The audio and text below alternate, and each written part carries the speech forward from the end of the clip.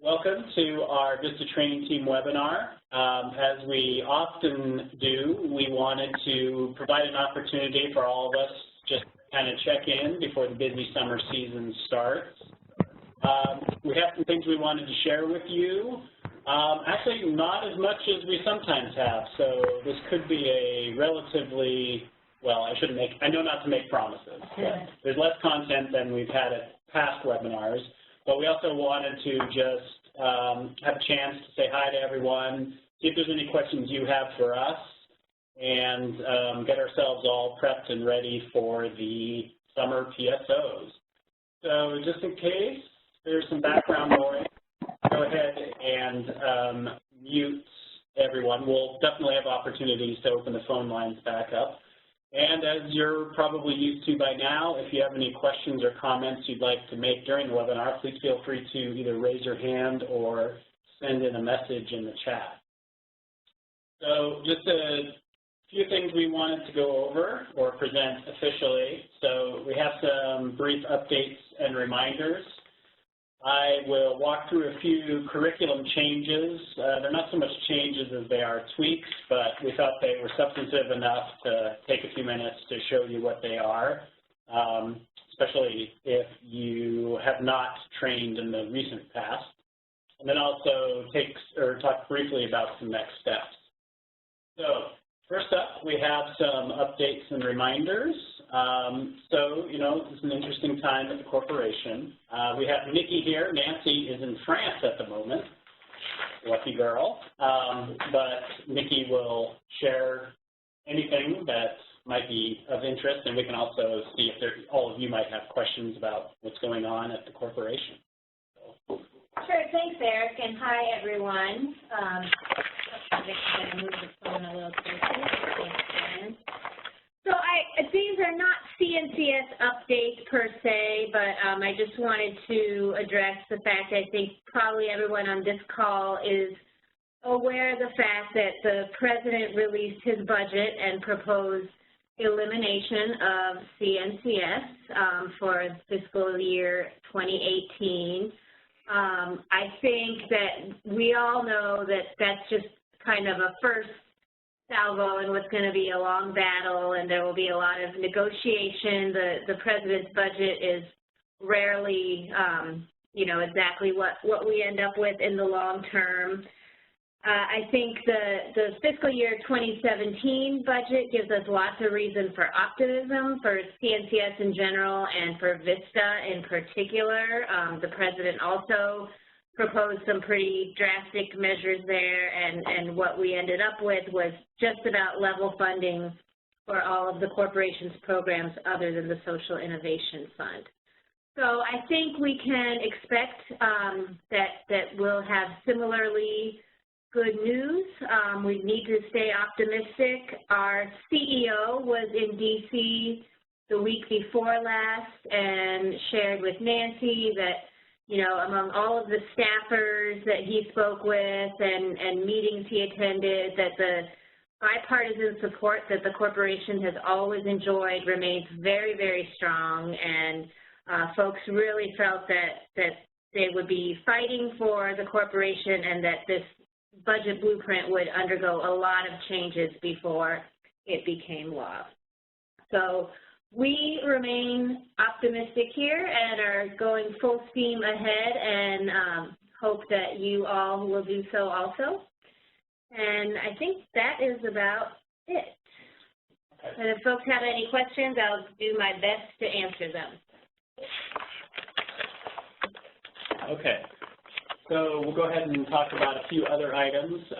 This has been presented before, and you'll actually find it in the PSO memo when you get on site. But we know that there's been an increase of members who are departing the PSO early. We know that's a little annoying at times, but obviously it's necessitated by the travel planning that VISTA does to maximize efficiencies and reduce costs.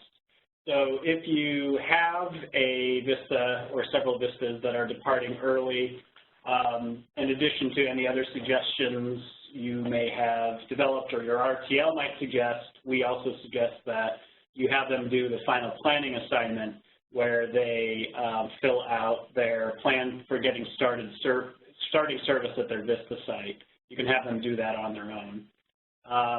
So at the same time, you could also consider handing out your pins and your certificates a bit early to everyone, just to have that taken care of and to make sure anyone that has to leave early gets theirs before you go. Just a reminder that there is no, or VISTAs are not supposed to do direct service officially, and we're not supposed to quantify direct service for VISTAs. VISTAs can do such service if it's informative to their work as a VISTA and certain other circumstances, but it's not their primary role. And the Corporation Inspector General a while back had caught wind of someone suggesting that up to 10% of a VISTA service could be direct service. So first of all, we don't want to quantify it in any form or fashion, but also they're not technically doing direct service. Any direct service they do is informing their work as a VISTA and supporting their work as a VISTA. So in addition, there's always a wealth of topics and material coming up online for VISTA members and supervisors. So be sure to check the VISTA campus for upcoming webinars that may be of interest to your participants and potentially yourself, including one that we'll get to in a little bit when we talk about one of our curriculum changes. And these webinars will also be in the PSO memo. But we've got a great slate of trainings coming up over the next year with a lot of great current material for VISTAs. So please be sure to refer your participants on to them. And as noted, these and many more announcements will be available in the PSO memo. So is there anything else on this end related to reminders? None that I can think of. Do we want to pause for questions now or at the end? Okay. Yeah, why don't we go ahead and pause briefly. So are there any questions folks had about the corporation or any of those items we just discussed? I'll go ahead and unmute the phone. This is Lisa. I just had a question about the direct service component. So is that something that VISTA members are sort of fighting against, like they want to do more direct service, or is that something that supervisors at sites are telling VISTAs because they're unaware of the things VISTA members should be doing? Like, where is that sort of coming up? Go ahead. Okay. Usually it comes from ambiguity on the service site, particularly with supervisors who have not gone to the supervisor orientation, which hopefully will now be fewer because all VISTA supervisors are receiving training. So that's usually where it comes up. The supervisor, particularly if he or she is new to their position or is filling in, doesn't know the role of the VISTA as well as we hope they would, and so they may be requiring VISTAs to do direct service or assume that they can do direct service.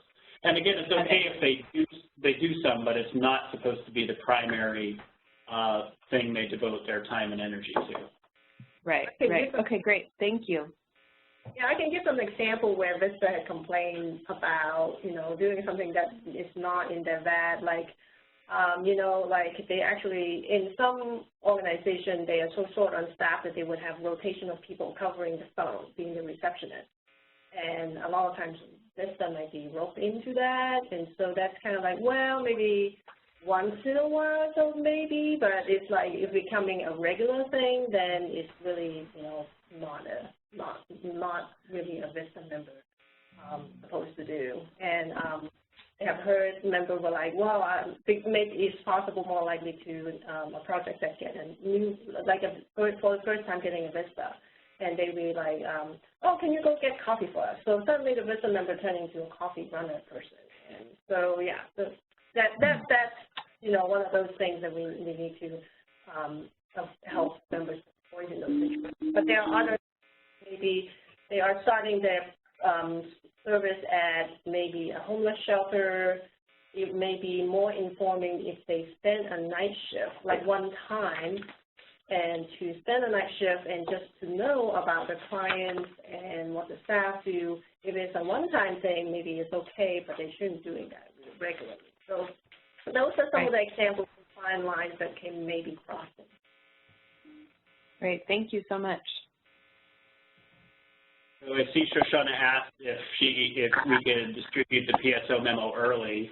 Yeah, I'll post it on the VSC today. I just wanted to wait until we had our call, and then it'll basically reiterate a lot of the things that we talked about today, but I'll get that up there for you. So look for it on the VSC, VISTA Facilitator Community. Thanks so much. Can I just interject a little something on the direct service that I've encountered is, and I'm glad you mentioned that there are some of these gray areas that some folks can actually be encountering direct service. I think one was just touched on where they were talking about organizational culture, where somebody answers the phone once a week. But I've had VISTAs who are coming in, for example, with environmental projects where they're doing water studies and things along those lines, and they've never done it before. Along with that is having VISTAs who've never done any kind of volunteer management. And I always find myself kind of having to bite my tongue just doing volunteer recruitment and management myself, knowing that you can't really manage volunteers unless you know what they're doing. And so it's always, those are areas where I see where VISTAs, you know, they look for clarification as to what they can and they really can't do with direct service. I think a lot of them see it as a very black and white issue. And perhaps that's the way it's worded for them. So as a facilitator, sometimes especially, this happens to me when I read the VADs with them, and they tell me, Michael, I've never done anything like this before. And I feel kind of stymied because I don't want to tell them, well, you need to learn how to do it. Which is direct service, and saying, well, you know, you need to find a volunteer who you can, you know, train to do it. But how can you train to do it if you haven't done it first? Can you kind of see the quagmire that's there? Yeah, definitely, and we've heard that come up before as well. So I think a good way of thinking about it, and something you can recommend to the VISTA, is if it makes your service as a VISTA more effective, and helps you accomplish the goals in your VAD, the goals and objectives, then direct service may have a role, or you may do direct service. But again, it's not supposed to be your primary activity, and where the Inspector General got concerned was that someone gave a specific number, 10% of your service be direct service. So we don't want to ever quantify it. But you're right, it's a little more nuanced than that. You do have to take it on a case-by-case basis. If direct service makes a VISTA more successful in carrying out his or her capacity-building activities, then there's a role for it. But again, it's not supposed to be the sole activity that they're engaged in. Right. Okay, thank you. Eric, if I may, can you hear me? Yes? Yes, so, you know, going back to the example that was given earlier about answering the phone, I just want to get some clarification, because with the VISTA supervisors as well as with VISTA members, as most of us do, you know, I also talk about when it comes to direct service, the 3E example. I mean, as you know, as we have laid it out, first is for educational purpose, as you know was mentioned earlier. If somebody is going to do fundraising for a shelter for the homeless, maybe going and working at the shelter during the first week for 2 days, which is direct service, is okay, because it really, you know, contributes to the capacity building, since it's an educational opportunity for the VISTA to be informed about the project. 2, as we also talk about, is an emergency situation, right? We talk about, you know, if the basement is flooded in the organization, cleaning the basement is direct service. Are we going to run away? No. I mean, everybody is helping, so you will do that in an emergency. Now, when it comes to the telephone example, that's why I want to make sure we are on the same page. We also say the third E is everyone else does it in the organization. So given most of these people are going to nonprofit organizations, they don't have a lot of staff. And with that example, taking turns to answer the phone, if everybody is taking turns, I normally would say that is fine because VISTA is also a team member of that organization. But the red flag we always talk about is if the organization look at you and say, oh, great, now you can be answering the phone, then that is a red flag. Right. So I just want to, because if it is everybody is taking turns, even if it is long term, I would think being a team member of that organizational team, if it is a very small staff, I would think that would be okay as a team player, but not taking more than what the other people are doing. Right. Yeah, so thank you, Kapil. That definitely identifies all those gray areas that we come up with. And yeah, it is true. If the VISTA is just doing some direct service or answering the phone because everyone else takes a turn, that's fine as well. They're trying to avoid situations where VISTAs have basically been an administrative assistant, which is a big no-no. Correct, I understand. I just want, because of the early example, I just want to make sure that I'm on the same page, or because I think I heard maybe like early on it's okay, but not on a long-term basis. But if it is a team work, then I think it has a different interpretation. Thank you. So this is maybe I want to reiterate, Eric already said this, but I think from the VTU, VISTA Training Unit perspective, you all are extremely skilled at, facilitating around these nuances. The thing that they really want us to stay away from is just any kind of quantification. I think there will always be gray areas to navigate and to help the VISTAs navigate, but to just stay away from using any kind of numerical breakdown of what's okay and what's not. Okay. So it looks like Elaine might have her hand up. I do. Can you hear me? Yes, we can. Okay. One of the more frustrating things for me, and it doesn't happen a lot, but it happens consistently, where there's an organization who has multi-year VISTAs, I mean beyond 3 years, 5 years, 8 years.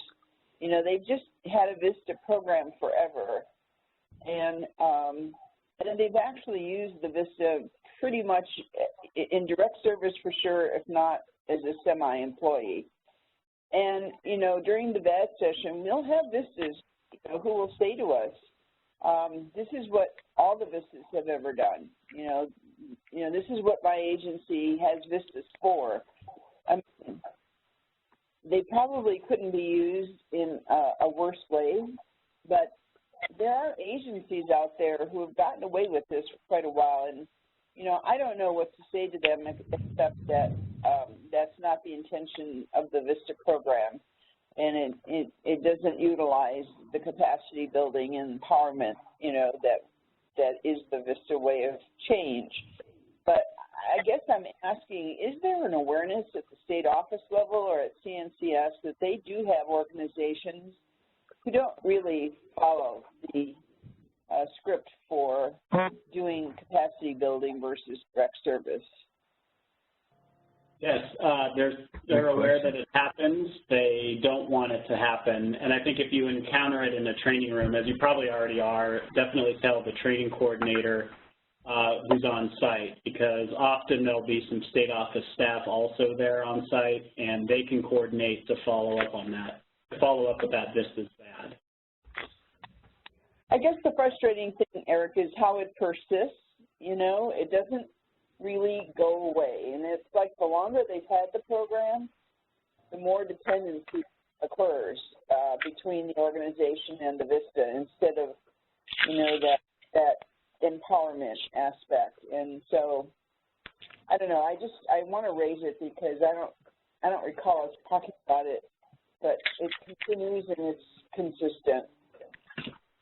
Okay. And, well, is our you know, softer, I'll just say it that way, in changing anything, and others, you know, you don't usually see it in the state where the state off kind of toes the line. Right.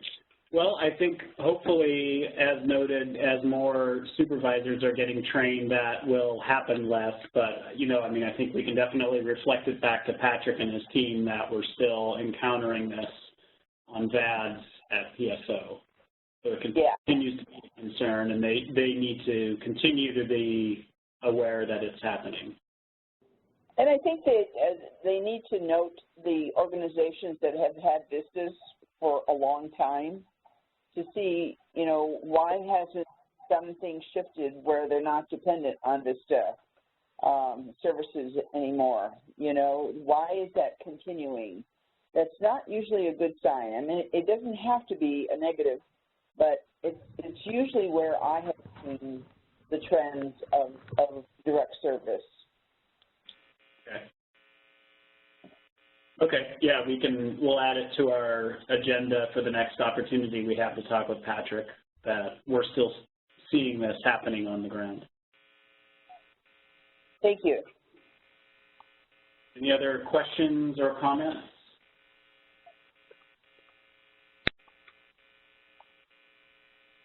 It looks like Lisa shared thoughts on how we might approach that situation that Elaine was describing. So thank you for that, Lisa.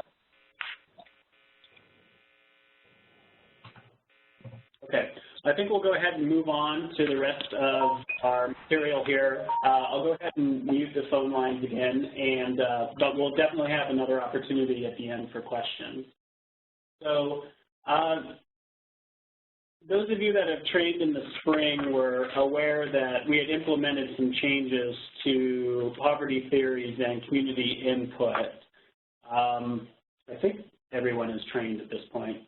There may be a handful of folks that haven't. So, so there were some changes that were implemented in the spring.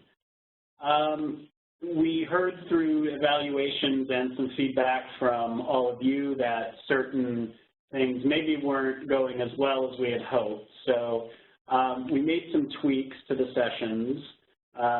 So these are evolutionary, not revolutionary changes. The sessions will still look much as they do if you trained in the spring.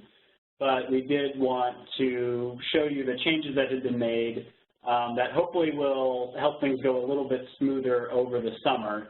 And some of these came from Shoshana and Jin, who kindly spent some time reviewing the curriculum and bringing the on-the-ground perspective to the curriculum to see if there are ways it could be made more effective.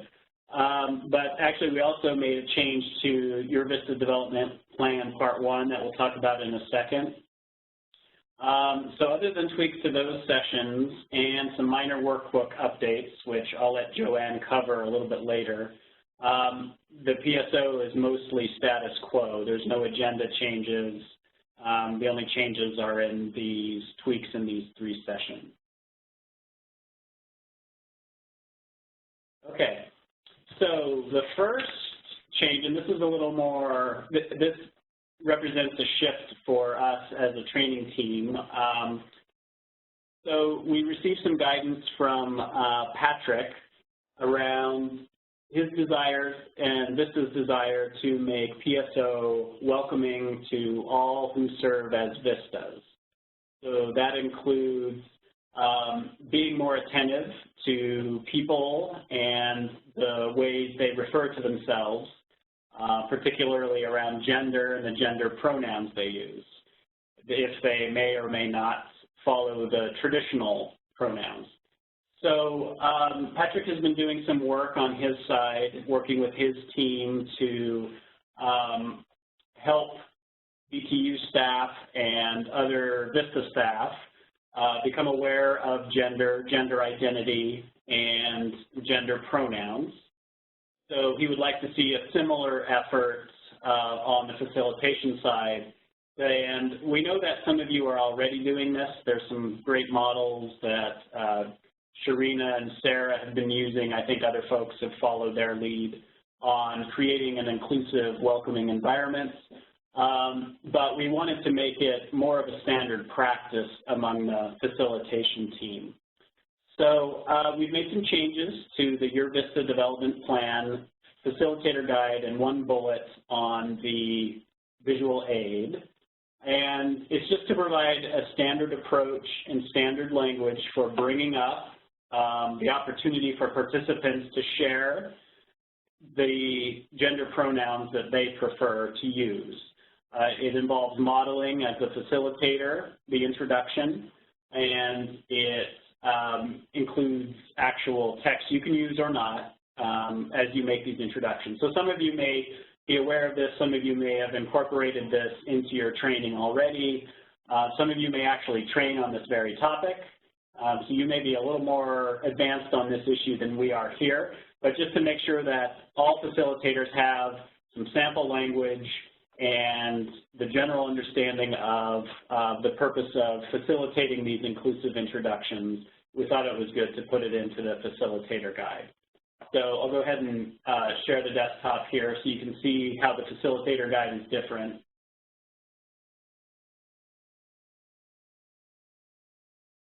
Okay, so on your screen is the facilitator guide, and the text that is in red is what has changed. When you get the actual updated facilitator guide, it won't be in red text. So we just include prompts here that when you have the VISTAs fill out their information on their name tents when they come into the room, you can encourage them to include their preferred gender pronouns. And then when you first greet the group, there's some model language here for how you can set up and model the sharing of personal gender pronouns. Okay, and there's an example introduction here. And then the prompt to encourage VISTAs to share their preferred pronouns flow through to some of the other instructions here. And we also included here a little tweak that Jewel recommended, where they, in addition to prompting folks to share their preferred pronouns, they also have a chance to review the participant list to help them with networking. So you'll see that that's just on the first 3 pages, so not a dramatic change to the facilitator guide itself. However, it is a shift in how we start building the learning environment in the training room. So I'll show you the visual aid real quick. So just a slight change to the outcome slide for that session. There were a couple of other bullets listed here that we felt were not used very much in the session, so we took those out, but you'll also see here that there's a prompt to include their preferred gender pronouns. So depending on your familiarity with this and your read of the audience, you may have different feelings about how receptive the audience will be to this, but again, it's not meant to push too hard, but it is meant to have the facilitator model and introductions and a welcoming spirit that is inclusive, particular for people whose gender identity is different than the traditional one. So I know there may be some questions around that. It's an area, I know for me personally, that's an area of growth. So just to let you know, VISTA will be doing a webinar for VISTAs in September, actually. Let me just find the date. So September 14th. So this is a webinar for members on preventing gender fender benders. So we think that, we don't know a lot of details about it. Patrick and his team is delivering that webinar, but we're assuming it will provide information that will increase awareness around this issue and some practical tips about how to work together And Eric, just to add, I heard from the webinar team that they are hiring a consultant to provide that content. So I think it'll be a great opportunity for, I'm probably going to sit in on it so I can learn from her as well. Yeah. I think just we'll get through the other curriculum changes, but then I think we'll come back to this. We'd love to hear if any of you train on this topic, or if you know of any facilitators that you've seen who do a really good job with this, because if folks are interested, we might consider contracting with someone to do a webinar for us and for you to just increase our knowledge around this topic. So if you think that's useful, or if you know of someone, feel free to put them in the chat, but we'll circle back to this after we get through the other curriculum changes. Okay. Okay, so poverty theories of change. There were a couple of new elements we introduced in the spring. One was a reading protocol, and one was a new activity called Name That Theory, where participants were supposed to take the program examples that are in the workbook, the 9 program examples, and then try to figure out which of the poverty theories of change applied to the program. So we got some feedback that it was made into too much of a game, and participants were racing through it, trying to win the game and not really using it what it was intended to be, which was to reinforce their learning and give them a chance to apply it. So we still spend time, we still have folks do a self-study, so they're still reading about the 5 poverty theories of change. We're not using the reading protocol specifically. That sounds really formal and fancy, but really it was just you go through as you read the poverty theory and you circle something that stands out to you. So it's useful and it's pretty straightforward, but to call it a protocol was distracting a little bit and kind of breaking the flow of the learning. So we do still ask people to encourage VISTAs to circle something as they read. We know the poverty theories are pretty abstract and dense, particularly after lunch. So, you know, circling things as you read them is helpful, but we're just not calling it officially a protocol. We also included in the workbook, we replaced one of the geographic theory program examples with a program that represents an anti-poverty program in a rural area. We've had that feedback for a while, actually.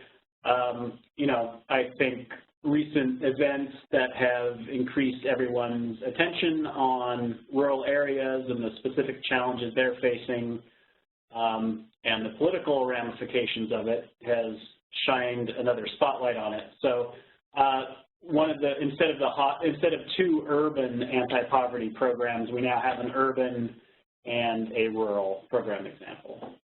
And then finally, you may notice this or you may not, but on the program or the PSO evaluation, we added an item that will better assess how the poverty theory session, how effective it was for VISTAs. It wasn't specifically identified in the evaluation to be evaluated, so we wanted specific feedback on that. So you'll see another question on the eval. Okay, and then community input. This session continues to evolve. But we had some feedback on this, on the version that we used in the spring. Felt like it was still cramming a lot into a short period of time. We've made a few tweaks that we hope will address some of the issues we had in the spring to make it more engaging and also to speed things up a little bit through some of the activities. So you'll see when you get the facilitator guide that the opening activity, the gallery walk, we've just doubled up the number of posters, so 2 posters for each question, just so that people aren't waiting at the poster to write their response. There's now 2 posters they can write their responses on. We also, Shoshana had some good tips around speeding up the dot voting activity at the end, so we've incorporated those just to, that seems to be the strongest activity and the one folks really remember and seem to like, but it can take a little bit of time, so Shoshana's tips will help us hopefully move more efficiently through that activity. We also, for the asset mapping activity, this is the head, heart, hands activity. That's more of a written and reflecting activity. We like the suggestion Jen had to make that a little more dynamic and incorporate some movement. So you can still use the head, heart, hands if you like that, but you can also do this movement activity that Jen shared where people actually get up and move around the room. You can use that. Another thing we liked that Jen suggested was kind of connecting all of the activities they do in this session, excuse me, back to the VISTA values for community engagement. So hopefully reinforcing the reason why they're practicing these activities and what they learned in the session. Excuse me. So again, not dramatic, major changes. They're just minor tweaks.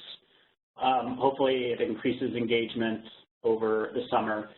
Probably in the fall, we'll be looking at taking a closer look at this session. It still continues to struggle in some ways, trying to meet different goals and serve different masters and use its limited time in different ways. So we'll be taking another look at it, engaging some fresh eyes here at Education Northwest, and probably looking to all of you for some thoughts on what community input version 6.0 can look like.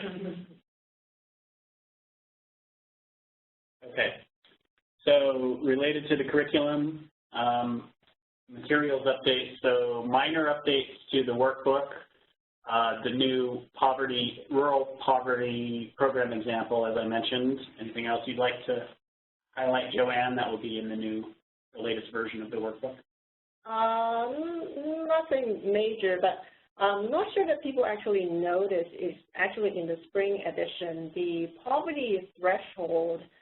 Actually, in the last edition, I already updated to the 2016 poverty threshold. So the income, those little numbers of chart of the number of people in the household, and then what the threshold is for from the census is already in there. That one is spring. And in terms of poverty theories is in there. One little hiccup was it's not really affect you guys, is the living allowance. This will going to be a supplement sheet happening in June during navigating your year of service, because VISTA was in the process of changing the living allowance rate. I haven't looked at it, making a big comparison. I have to quickly make a change. I think that they probably making little slight increases. I don't know how much they reflect inflation and stuff, but we had to put things into print for June 2 weeks ago, and then we're like, okay, we have to move. The living allowance rate is not ready yet, so we're just going to go with the current rate and ship a supplement sheet to the June event. I believe that VTU will get that piece distributed at Navigating Your Year of Service, and then by July we have that file submitted to the printing company, and then hopefully in July we will distribute the new version, and then we don't have to ship another piece of paper extra to that. So should facilitators get a new workbook, or should they keep using their spring workbooks? Or do we want to make that call later? I think we can make that. We could. I think the change is majorly for facilitator. What's affected them, you guys, is the poverty theory was that one example. Okay. But we can kind of maybe discuss whether it is really needed for everyone to pick up a new copy. But one thing to note on the slide here that says the curriculum on the VFC is not quite there yet. I'm catching up on VFC update because we just last week finishing all the new changes on the curriculum. I think there's still one piece that Eric owes us. Right, probably. Yeah, so it's not there yet on the VFC.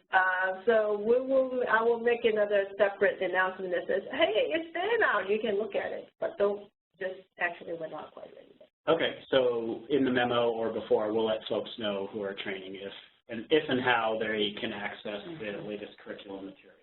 Yeah, and Jenny is shipping the hard copies, so it's more like the electronic version is not quite there yet, and once Eric finishes his final update, Jenny will be shipping in waves, so the Baltimore team and Baltimore and Columbus will be getting the new stuff first, and then as people get confirmed, you will receive your material.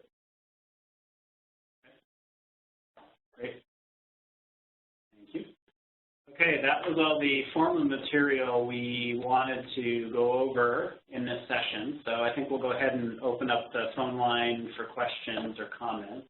And let's see if folks have any, and then I'd like to come back to that gender inclusiveness topic again. So phone lines are open. You can still feel free to post in the chat if you want. Are there any curriculum questions?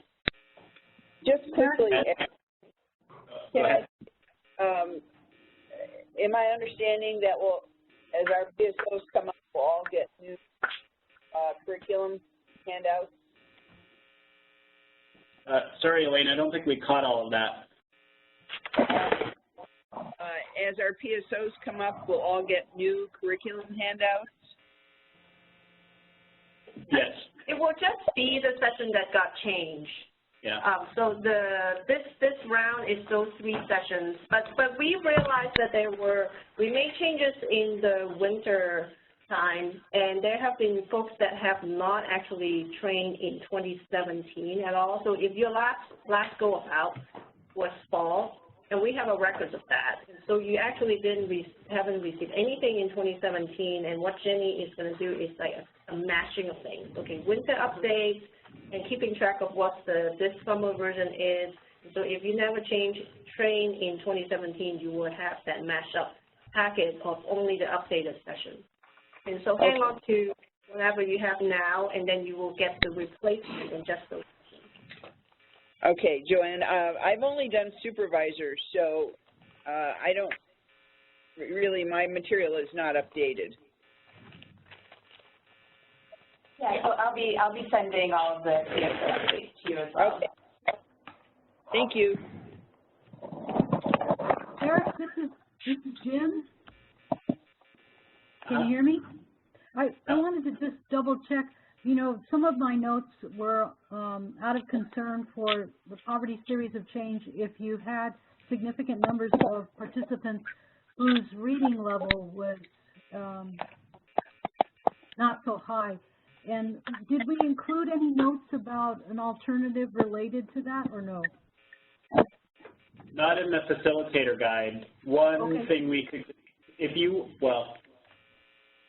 I think with the changes we've just made, let's see how it goes, and then if we're still encountering the same difficulty with participants, look at your model, which I do think it does have a lot of promise for particularly participants where the reading level of that session may be a challenge. But I'm hopeful the other tweaks we make will help, but let's see how it goes over the summer. Thank you. Hi, Eric. Yeah, I have a question, and this goes back to, and it kind of ties into exactly what Lynn was talking about as kind of the really academic kind of abstract language of the poverty theories in a way for some folks, but really my concern is on the next day when we start working with their VAD, which is for me in the PSO when we actually get to really get to the meat of what we're doing. On page 17 of the handbook, we're still using educational, social, and emotional support in the VISTA project goal. And I think if we could bring some of that poverty language theory into the VISTA assignment description, it may help us bring that language into something that's practical and usable. So if you were to take a look at page 17, you would see that the continuity of the poverty theories, they could carry over here. Okay, are you looking at Poverty Theories Facilitator Guide or the workbook? I'm looking at the VISTA's the VISTA guide, the VISTA book. I'm sorry. The workbook? On page 7. Yeah, on page 17 of their book is the VISTA assignment description, the VAD. And when you look at project goal, we're using the antiquated language of educational, social, emotional supports. Whereas if we maybe put in some of the poverty language here, we may be able to help some of those folks bring it down to a little bit more practical language. I don't know if I make any sense at all. Yeah, it does. We're just kind of looking at each other here because that sample is different in the supervisors section. It's just meant to be an example of what a VAD could look like, but I think that's a good tip, and I think other folks can think about that as a way to tie those two sessions together. Yeah, you're right, that poverty, so VISTA's Fight Poverty. How they fight poverty is described in the VAD. The VAD accomplishes the project goal, which is grounded in a poverty theory of change. So I think exactly. You offer a good example there to tie the two together. Right, and I think that at least because there's no carryover from the day before, and at least the language would be something that we could get them used to using. And I think for folks who've never used this language or understood it before, the more they get used to it, the more they see it, the more they're going to be likely to be able to formulate it into something they can understand. Right. Okay. That's my only point on that. I don't know, Jen, if you wanted to add anything.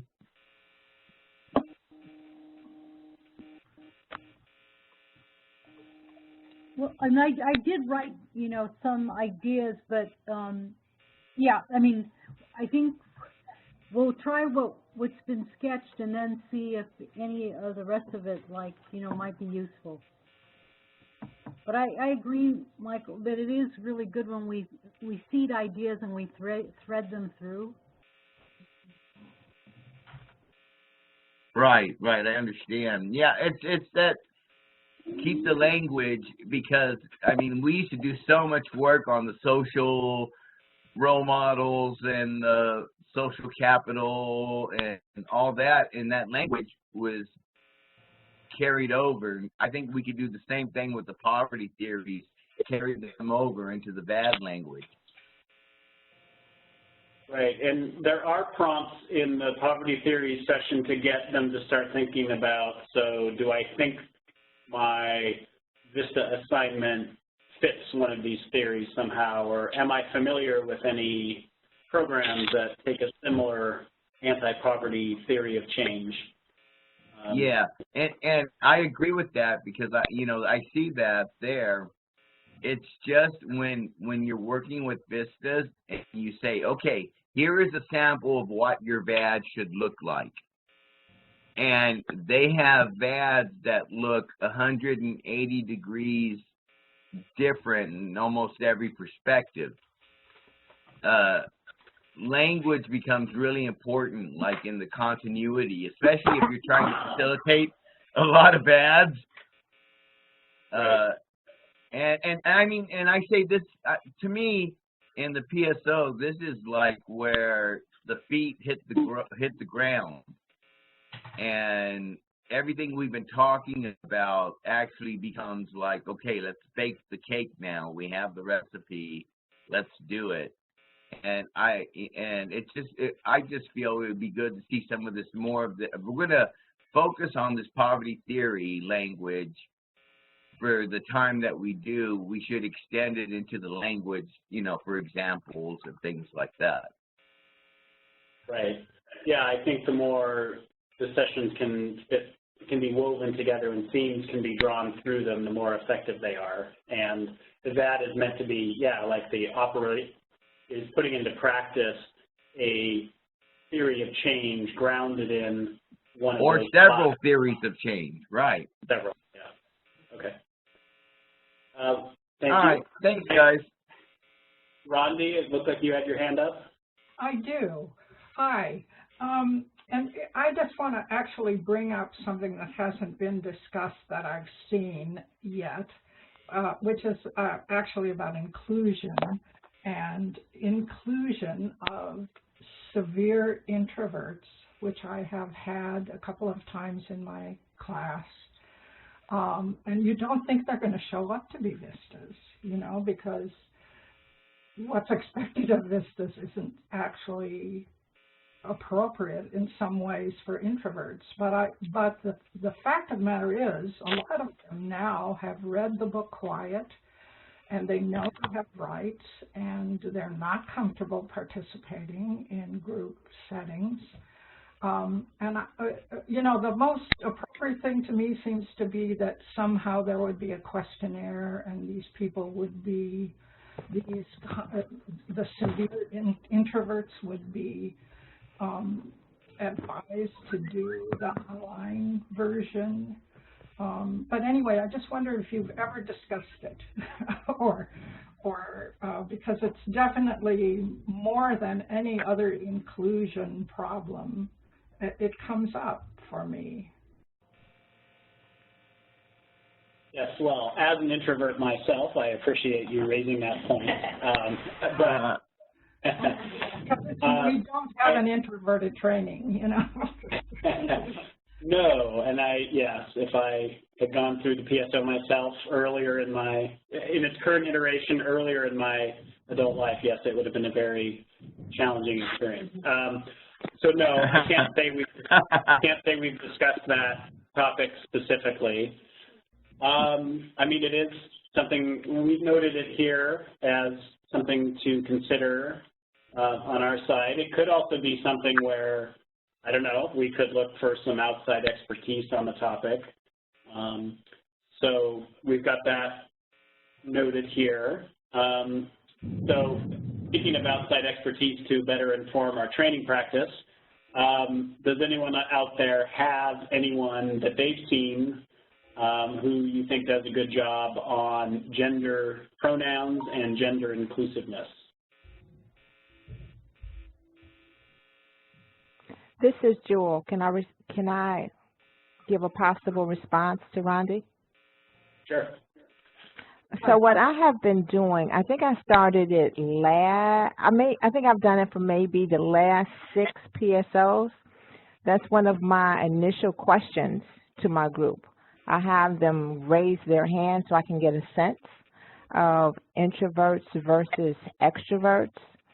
And if I have a preponderance of introverts, I make it a point to say that I'm going to adapt some of the activities from pair share to more reflective activities. And on the second day, every day I check in just to see if there is they feel it's a good mix of activities. Now, if I have a room full of self-identified extroverts, I don't make the adaptations.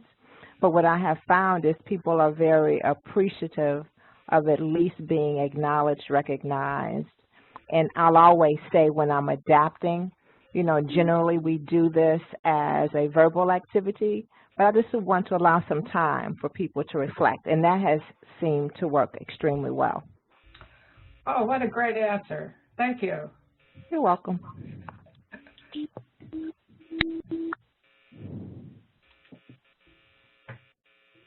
Okay. Anyone else with other tips on either introversion or gender identity? I think with gender identity, can I just say, people come into it, I've listened to interviews of several trans people and how they come into the place where they want to be public about it, that it's a very private decision point, and I think that it's really great to extend the opportunity, but I think to push it or make it feel like everybody's supposed to do this is in a way exerting pressure on actual potential transgender people who might not be ready to do that, you know? Yeah, that's a good point. And we did try to make the language in the facilitator guide, use terms like if you want or if you wish. We're not forcing anyone to share anything that they don't want to share or don't feel comfortable sharing. But if that is an important aspect of someone's identity and or they feel it's important for the facilitator and their peers to know, we want them to feel supported in sharing that. So that's not to say that we can't improve our facilitator guide or our approach. So if in your professional pursuits you come across a resource or a facilitator who's really sharp on this topic, maybe just send us an email. Like I said, we might consider sponsoring a webinar for all of us on that particular topic later in the summer. So any final questions or final thoughts before we wrap it up? Hey, this is Shoshana. Just a thought. And folks are probably doing this already, but I think like Jewel mentioned early on when we're setting up creating the learning environment, if we can acknowledge that every room is going to have folks that bring a great deal of diversity, here are some of the examples of the kind of diversity that we're bringing in that we may or may not notice. Some people see what other people don't. And that we are going to, facilitators, do our very best to address the variety of learning styles, the variety of introverted, extroverted activities, and that we are open for feedback, kind of a transparency about what we're doing, because we do it, I think, so often as experienced facilitators, but we're not always transparent that we're doing it and that we're learning and we're open for feedback. So it's an invitation to the group as well that there might be something more privately they are comfortable sharing, but they're not going to share it in the whole group or a need they have. And again, I think it's assumed because of the way that we have excellent facilitators and people have experience, but it helps to be more transparent and even vocal about it just early on in setting up the introduction, the welcome, and the learning environment. And we might make mistakes, and it's, we're all learning together and growing. Well, thank you, Shoshana. I really like that. That's really thoughtful. And go ahead. Yeah, so, one other thing I would add to what Joel was talking about, also when we open a session, sometimes, we ask a question. Right there, what I try to remind myself to do is when I post the question, I post it in a way, rather than allowing people to just jump in and answer it, I would try to frame it like, take a moment and think about, and then, frame the question. So then after a minute or two, then I say, okay, let's hear some thoughts, because that, I think, helps the introverts to kind of gather their thinking, and then they are ready to be able to share that. Otherwise, what happens, every time when we open a question, especially when we open a session or a conversation with such open question, the extrovert right away jump in, and then, nothing wrong about it, but they are, loud thinkers. So the introverts right at the beginning, they get cut off. And that can really put people on the back seat, and then they are like, okay, this is not my game. Great, thank you, Kapila. So like opening questions for any session, I think that's where a little bit of reflection can be thrown in, so everybody's on the same page. I would like to make a comment. Okay, we're getting folks staring at us through the door, so is it really quick, Raphael? Or something we can follow up with you afterwards? No, don't worry. We can follow up. It was on the same topic. I think that people with special gender identities will probably relate them to their groups or to their sessions, and they can decide whether they want to make it public or not. They'll be inclusive, but, they make their decision. Right. Great. Well, I appreciate your thoughtfulness on that topic and on introversion, and certainly fighting poverty requires the strengths and talents of everyone who's willing to serve and wherever they come from and whatever strength they bring. So we really appreciate the thoughtfulness you bring to this work, Sorry we're cutting folks off and ending it early, but other demands on our room here. So thank you very much. Good luck this summer, and please do reach out if you still have questions or concerns. But thanks for making time for this, and you can claim this hour on your extra hours contract. So thank you, everyone. Thank you.